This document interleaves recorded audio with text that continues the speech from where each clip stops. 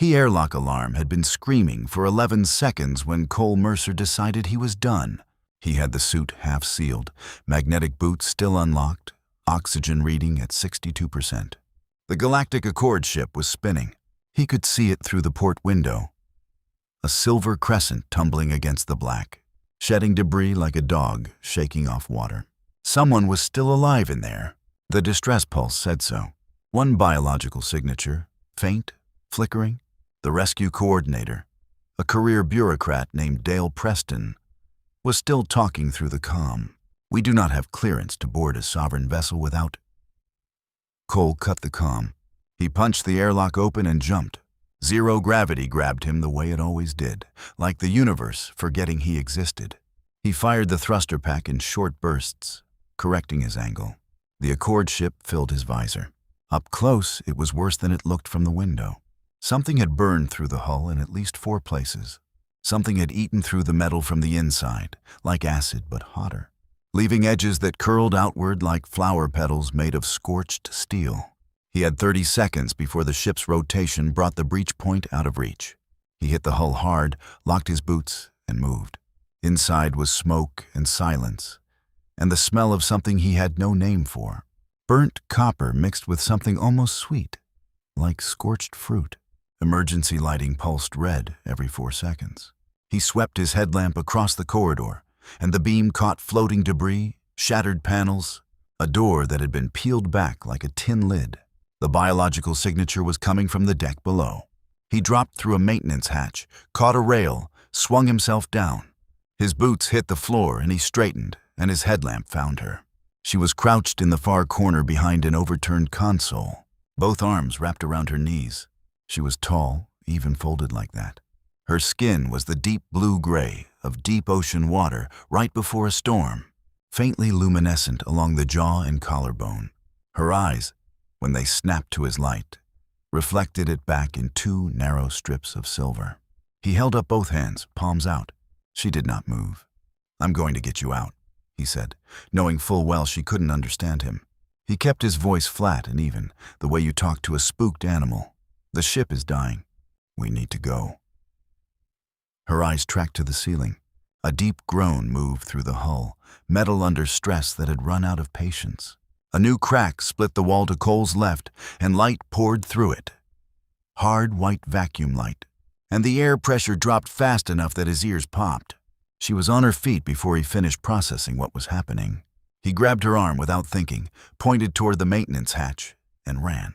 She matched him stride for stride. Her legs moved differently, the joints not quite where he expected. A slight backward articulation at the knee that gave her stride a spring-loaded quality. She was faster than him. She could have left him behind. He got them back through the hatch, back through the smoke, back to the breach point. The ship's rotation had moved it 60 degrees, but the gap was still accessible if they angled the... He grabbed her hand and fired the thruster pack, and they went together, tumbling out into the black, the dying ship falling away behind them. He got them inside the meridian with 4 minutes of oxygen to spare. Cole pulled his helmet off and sat down on the floor because his legs had made a mutual agreement to stop working for a while. His hands were shaking. They always shook after. He had learned not to be embarrassed by it. Dale Preston was already through the inner door, face red, voice building into the kind of speech that had probably taken years to perfect. Cole looked past him at the alien woman. She was standing in the middle of the airlock bay, oxygen-rich air moving around her, and she was staring at Cole with an expression he couldn't read. Her silver eyes moved over his face slowly, like she was memorizing it. Then she pressed one hand flat against her sternum and inclined her head forward, a short, precise movement that felt like it meant something specific. Cole, still sitting on the floor, still shaking, nodded back. Dale Preston was saying something about diplomatic incidents and career consequences and the Accord's standing protocols regarding unsanctioned contact with sovereign race individuals. Cole was not listening.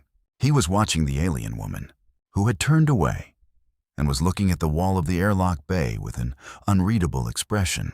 The ship she came from broke apart on the other side of the viewport. 3 pieces, then 6, then dust. Cole watched her watch it. He watched the way her jaw tightened, the faint luminescence along her collarbone dimming slightly. The way both her hands dropped to her sides and curled closed, he did not say anything. There was nothing to say. The medical team arrived and took her to the clinic bay, and Cole let Dale Preston finish his speech, and then he went to find coffee. Hot, terrible 4-day-old coffee from the dispenser outside the crew quarters. He drank it standing in the corridor, still in his suit, helmet tucked under his arm. His hands had stopped shaking. 3 days later, the Accord sent a diplomatic shuttle to collect her. There was a small crowd at the docking bay. Cole stood at the back. She walked past him without looking at him, and he thought, yeah, that makes sense. And he was already turning away when she stopped.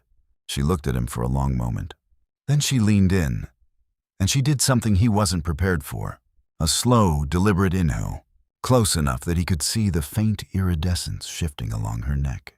Then she stepped back, pressed her hand to her sternum again, and walked onto the shuttle. What was that? Asked a junior crew member standing beside him. Cole had no answer. He thought about it for a long time afterward. On long shifts and quiet nights, the way she had stopped, the way she had breathed.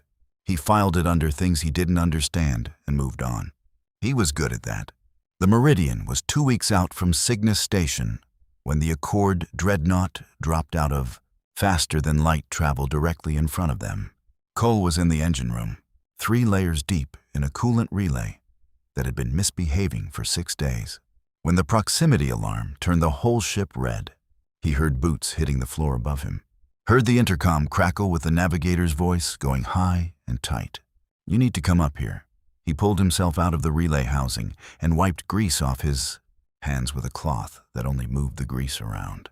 He took the ladder 2 rungs at a time. On the bridge, the main viewport was filled with ship, the kind of vessel the Accord sent to wars, not to shipping lanes. It was roughly triangular, dark metal with running lights that pulsed amber along every edge, and it was close enough that Cole could see individual hull plates. The navigator, a compact woman named Paige Dorn, had both hands braced on her console like the floor might tilt. They've locked weapons. Are they firing? No, they're hailing. Cole looked at the ship. The ship looked at the Meridian. The mass ratio was embarrassing. Put it through. The comm opened and a voice came through, precise and measured, with the particular quality of someone speaking a second language they had mastered completely, but were still, at some level, translating inside their head. Although we are looking for the human-designated Cole Mercer, we are told he serves aboard this vessel. Cole leaned toward the comm. Her radiance requests your presence. The matter concerns a debt.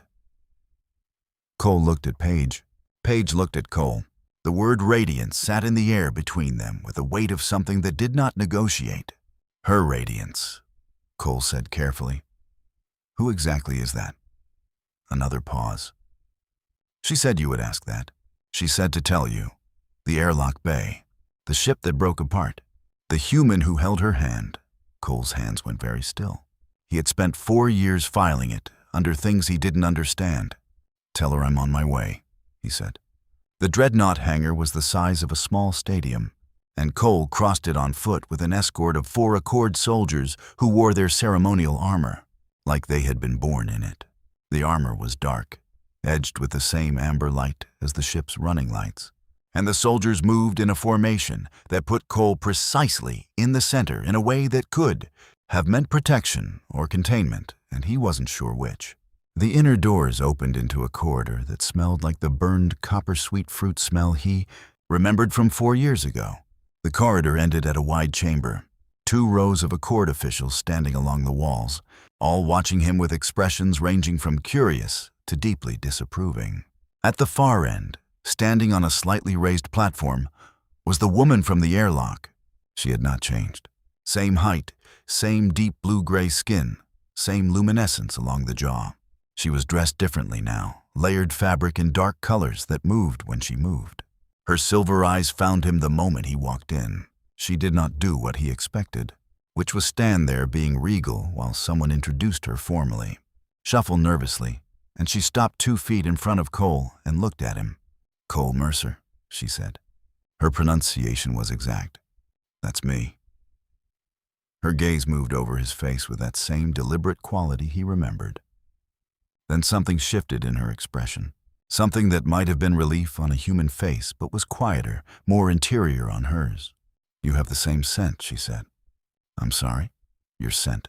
I was not certain." She pressed one hand to her sternum. "I am certain now." One of the officials behind her cleared his throat with the energy of someone who had prepared a speech for this moment and was watching it evaporate. She did not look at him. "My name," she said to Cole, "is Vela Soren, 7th of the Soren line. In your terms," she paused, "a princess, I believe." The word sat in the chamber. Cole, who had spent 4 years fixing coolant relays on a mid-range freighter, looked at the alien princess who had just crossed the galaxy to find him by scent. The official behind her made a sound like a man swallowing something sharp. Viola looked at Cole and did something he was not expecting. "I have much to explain," she said, "and a debt I intend to repay," still carrying the grease-smeared cloth. "I am told humans require a meal when they receive. Significant news." Cole looked down at his hands. "Usually." "Then sit," she said, "and I will tell you what your scent means to my people, and why half the Accord Council has been arguing about you for 4 years, and why none of that matters now." She turned toward the side chamber. The officials traded looks of profound professional distress. The meal was something Cole couldn't identify but ate anyway, because it was good in the way that things are good when you are very hungry, and also possibly sitting across from someone whose importance you are still catching up to. Viola sat across from him with nothing in front of her, watching him eat with the focused attention of someone studying a phenomenon. "You are not nervous," she said. "I'm a little nervous." "Your hands are steady." Cole put down his fork. "My hands shake after. Not during." She considered this. That is a useful configuration. It gets me in trouble more than it helps. One of the officials, a narrow-faced man whose name Cole had already forgotten, leaned in from his position along the wall. "Her Radiance, perhaps we should discuss the formal parameters of Torvin," she said. "I will tell you when I need you." Torvin pressed his lips together and straightened back against. Cole picked his fork back up. "The scent thing." Viola folded her hands on the table. She had more fingers than he did, long and tapering, the joints slightly more numerous. "Among my people, scent memory is not metaphor. It is biological record. Every significant encounter leaves a chemical signature that the body retains." Cole nodded slowly. "The body also categorizes," she said. "What your people might call trust, my people record in scent. It is not a decision. It is data." Cole thought about the airlock bay, her breathing him in, slow and deliberate, before she walked onto the shuttle. "You were filing me," he said. Something shifted in her expression. Her silver eyes did not waver. "There is no Accord word for it that translates cleanly. The closest your language offers is—" She paused. "Anchor." The room was quiet. "An anchor," Cole said. "Something the body recognizes as stable when everything else is moving." She looked down at her. "I was in that wreck for 9 hours before your signal reached me. The ship's environmental systems had been compromised for 6 of those hours. I was—" Another pause. "Not well." Cole thought about the corner she had been folded into, the way the light of his headlamp had hit her silver eyes. "I was calculating odds," she said. "I am trained to do that. The odds were not good." "You held out your hands," she said. The scent memory began recording immediately. My body had already made a determination before I had. Your body decided I was safe. My body decided you were the fixed point. She looked up. The designation does not expire. It does not change based on time or distance. 4 years ago, I boarded a diplomatic shuttle and was debriefed for 11 hours and given a new ship and a new assignment and told to put the incident behind me. She said it flatly. I have been trying to locate you since the 4th month. Cole set down his fork. 4 years, he said. 3 years and 8 months of active search. The first 4 months were... Her jaw tightened slightly. Obstructed. By who? Torvin, along the wall, made a sound that was not quite a cough. Cole looked at him. looked back at Vela. The council, she said, had concerns. A human, unsanctioned, boarding a sovereign vessel during a crisis. There were political considerations. The luminescence along her collarbone dimmed slightly, the same way it had in the airlock when she watched her ship break apart. They told me the debt was mine to carry privately. That acknowledging it formally would complicate relations with the human territories. Cole thought about Dale Preston's speech. They wanted you to forget about it, he said. Yes, but you didn't. She looked at him steadily. An anchor does not forget. The room held that for a moment. Cole leaned back in his chair. He looked at the ceiling, which was very high and very dark and had the amber running lights along its edges. He looked back at Vila. So what happens now, he asked. I repay the debt. I don't actually need anything repaid.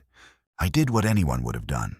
The expression that moved across her face then was one It was the expression of someone who had been told something meant to be modest and had, instead. No, she said quietly. You did not do what anyone would have done. I know what anyone would have done. I was in the wreckage for 9 hours. I counted the ships that passed on long-range sensors. She held up 3 fingers. 3 vessels detected the distress signal and altered course. She folded 1 finger down. 1 diverted for 17 minutes and then resumed its route without boarding. Another finger. 1 sent a drone and retrieved data only. The last finger. 1 sent a human in a half-sealed suit with 62% oxygen who cut his comm mid-speech and jumped. Cole was quiet. You are not what anyone would have done, she said. You are what one person did. The dreadnought moved through space in silence. Cole could feel it, barely, the deep hum of engines too large to ignore. He thought about the Meridian, about Paige Dorn on the bridge with her hands braced on the console, about 6 days of coolant relay trouble and long shifts and terrible coffee. The debt, he said. What does that look like, specifically? Vila straightened slightly. Anything within my authority to give. I don't need ships. Then what do you need? Cole thought. The coolant relay on my ship has a design flaw in the tertiary coupling, he said. It keeps throwing false pressure readings, and I've been fighting it for 2 weeks. The room was. Viola looked at him. He looked at her. Something moved through her expression. Something that started at the edges and worked inward. And it took him a moment to understand that he was watching an alien princess try very hard not to. I can have my engineering team look at your relay, she said with great seriousness. That would be great, Cole said. Torvin looked at the ceiling with the expression of a man reconsidering his career choices. Viola finally let the almost smile become a real one. It was brief and precise and changed her whole face. Cole Mercer, she said, I have been searching for you for 3 years and 8 months. I know. And you want me to. Fix your plumbing. It's not plumbing. It's a coolant relay. Yes, she said. I will fix your coolant relay. She said it like a promise. She said it like it was the beginning of something, not the end. Cole picked up his fork. The Meridian stayed docked to the dreadnought for 2 days. Viola's engineering team descended on the coolant relay with the focused energy of people, accustomed to repairing things that could end wars, applied to a problem that was, by comparison, the size of a thumbtack. Cole showed them the faulty coupling, answered their questions through a translation interface, and watched them work with the quiet admiration of someone who knew good engineering when he saw. Paige Dorn spent the 2 days in a state of low-level stunned silence. So she's a princess, Paige said on the second morning, leaning against the corridor wall outside the engine room. Apparently. And she searched for you for 4 years, 3 years and 8 months. Because of a scent thing, biological record. It's not metaphor for them.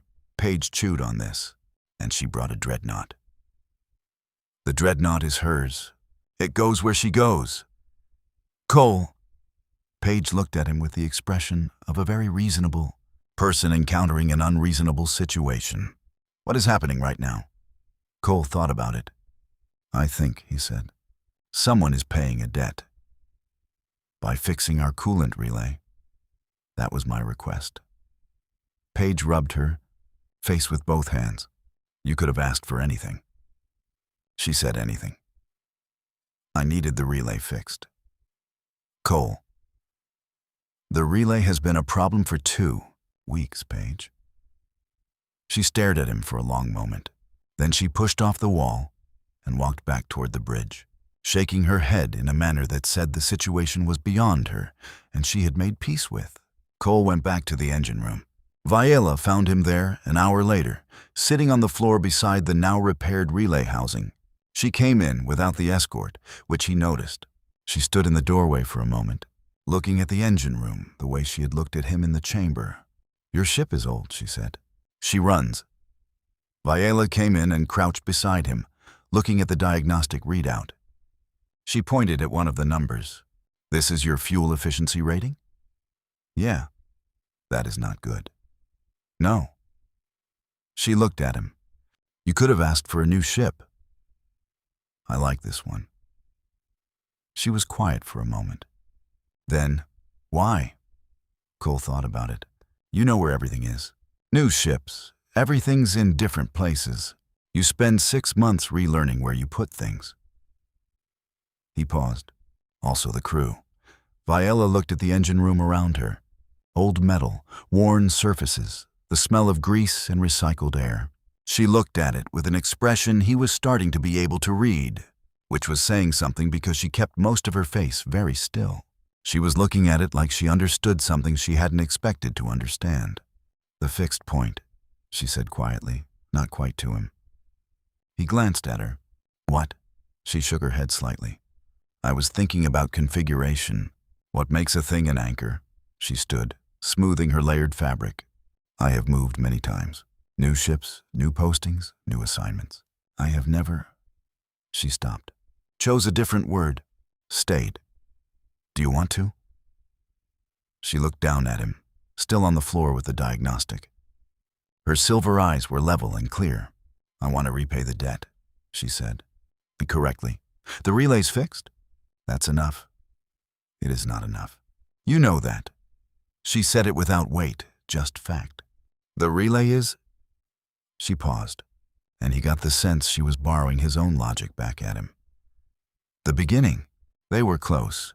Standing in the engine room, he was aware of the height difference, the slight luminescence along her jaw, the way she held herself. Precise and still. What does repaying the debt correctly look like? He asked. She pressed her hand to her sternum. The gesture he recognized, the one he had first seen in the airlock 4 years ago, and again in the chamber when she said his name.